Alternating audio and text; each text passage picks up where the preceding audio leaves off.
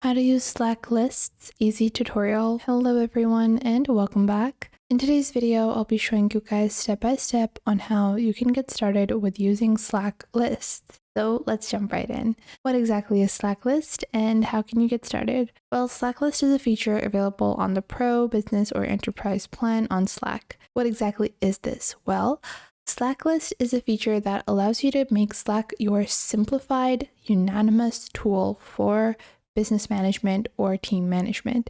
You guys can see that Slack lists allow you to collaboratively manage projects and organize tasks in Slack lists. So if you are using Slack for communication, you can upgrade this and use this as your general project manager, task manager, and have a unified and simplified view of your team. So to get started with using Slack lists, we're going to proceed with account creation and then upgrade our account to Pro.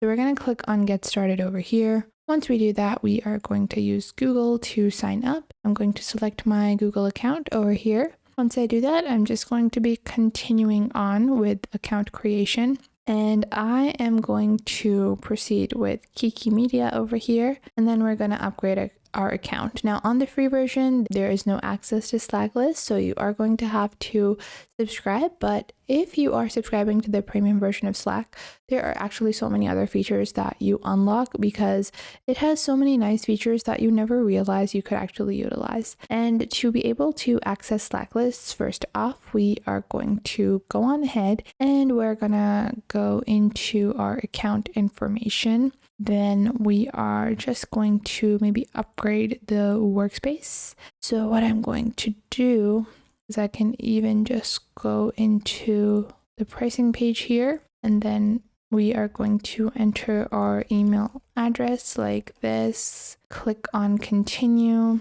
proceed with verification that I'm not a robot. Once we've done that, click on continue once more. You're going to receive a email in your mailbox. You're going to proceed with entering the verification code like this. Once you do that, you're going to wait and this will open up Slack. So once Slack has been opened up, we are going to name our workspace. So this is going to be A1 Marketing. We're going to click on next over here. We're just going to use a random profile photo. I'm not going to add any members right now. So to start with our Pro subscription, we're going to continue to checkout. And with our new workspace, we're upgrading it to the premium version. So right now, this is going to take you to checkout, and sometimes you are going to find some really amazing discounts on Slack as well. And if you choose to subscribe with monthly billing, it's going to be slightly more expensive, but if you opt for yearly billing, you're going to get a discount for the first 3 months. So I'm just going to be proceeding with the monthly billing, and it is only going to be $4.38. I'm just going to fill in all of this information and I'll get back.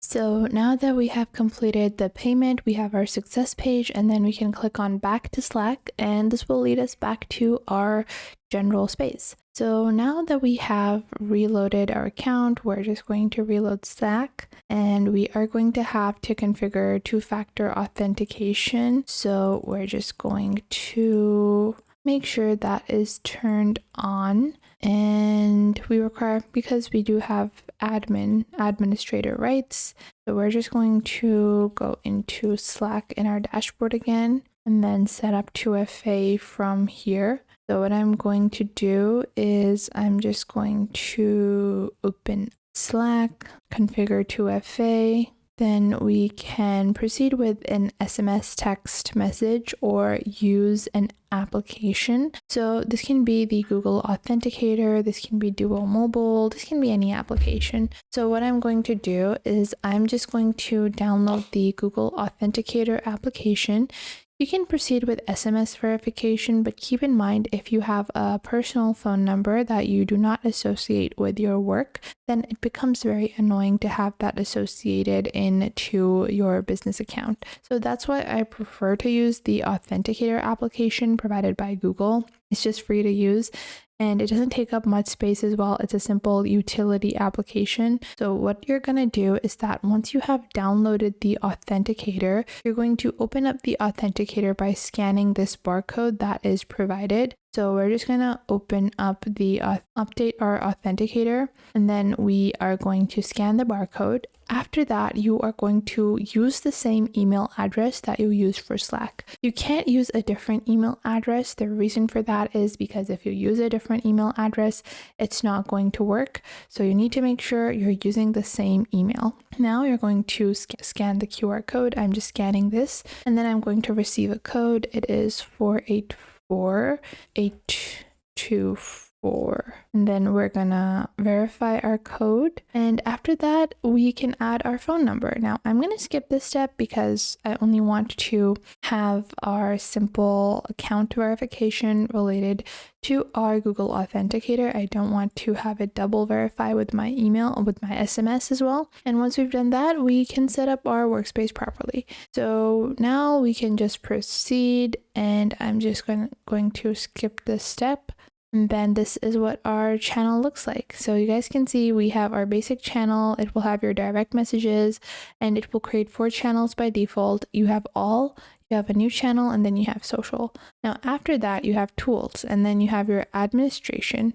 So we actually want to dive right into our Slack lists, and you guys can see that you have a bunch of different applications. You have channel templates, and we are going to simply utilize the basic list function on Slack. If you want simple and easy access to all of these features, you can simply go ahead and proceed with using Slack list like this. Use lists in a Slack, and then you can just click on create a list.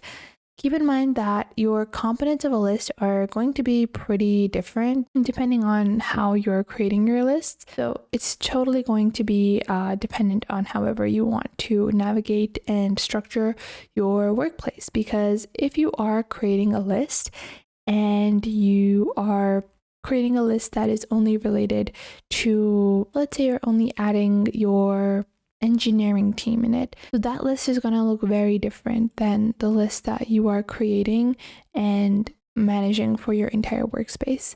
So right now what I'm going to do is we're going to create our first list, and you guys can see we have a couple of different templates as well. Now depending on the type of list you want to create, let's say I want a simple project tracker. So I'm going to use this template because it's really simple to navigate this. And once I do that, I can see that I have a very basic little project tracker, which includes the tasks, the statuses, the priorities, descriptions, and the assignees, as well as due dates. Then if I click on the plus icon, like any project management tool that you would be paying $10 to $20 for, I can simply create a custom field, and this is so simple. So if I have a very customized list that I want to create, for example, I want to build a new list, and I'm just going to name it accordingly. So this is going to be called my content manager.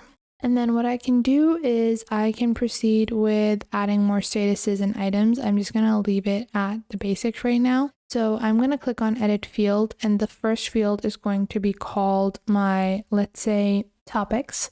And then we have the due date, the assignee. The next field is going to be a selected field, and I'm going to call this my platform field because I need to manage which platform I'm posting what on. And I can type and enter the options that are available. So this is going to be Instagram, or maybe X, or maybe YouTube.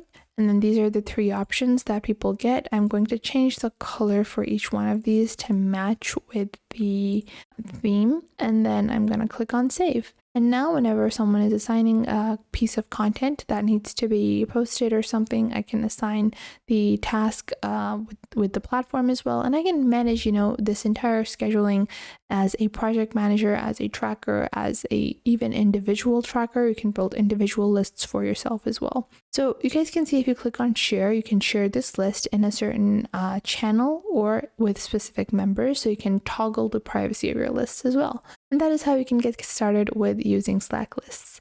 I hope you guys found this video helpful, and if you did, make sure to leave a like and subscribe. I'll see you in the next.